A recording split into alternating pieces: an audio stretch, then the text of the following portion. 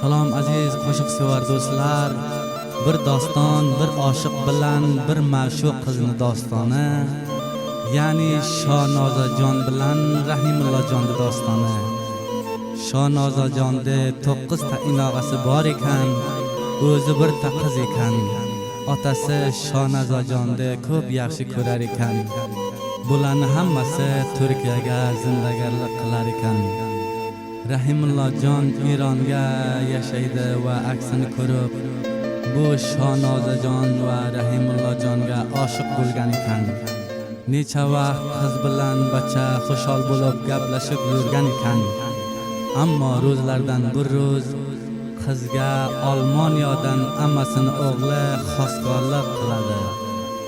Ammo qiz qabul qilmaydi. Otasi so'raydi, qizim, nima uchun qabul qilmading deb so'raydi. Qiz aytadi, men boshqa bachani yaxshi ko'raman deb javob beradi. Undan so'ngra amasini o'g'li so'raydi, qiz javob beradi, men Rahimullojonga oshiqman deb. Undan keyin aytadi, undan bo'lsa tamom, hay, Rahimullojon bilan seni to'y qilamiz dedi. Necha vaqt o'tadi oraga, Rahimulloga to'y qilaman deb omadalik oladi. Ro'zlardan bir ro'z shu amasini o'g'li zang uradi, qara Shonozajon, seni otang menga beradi, Rahimulloga bermaydi deb senga yolg'on aytadi deydi. Undan so'ngra qiz, otam menga yolg'on aytadi, meni yorimdan judo qilmoq uchun deb zor yig'lab, qiz bechora majbur bo'lib zahar ichadi.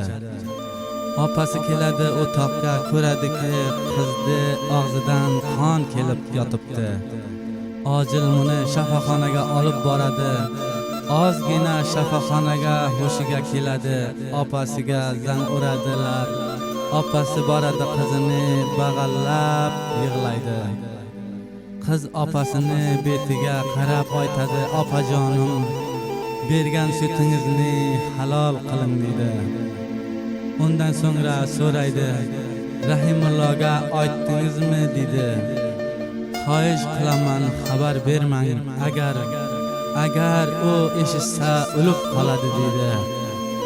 Undan so'ngra hammasi bilan gaplaydi, kalimasini o'qib foni dunyodan safar qiladi. Otasi kecha saharcha yig'lab pushaymon bo'lib qizini boshiga o'ltiradi.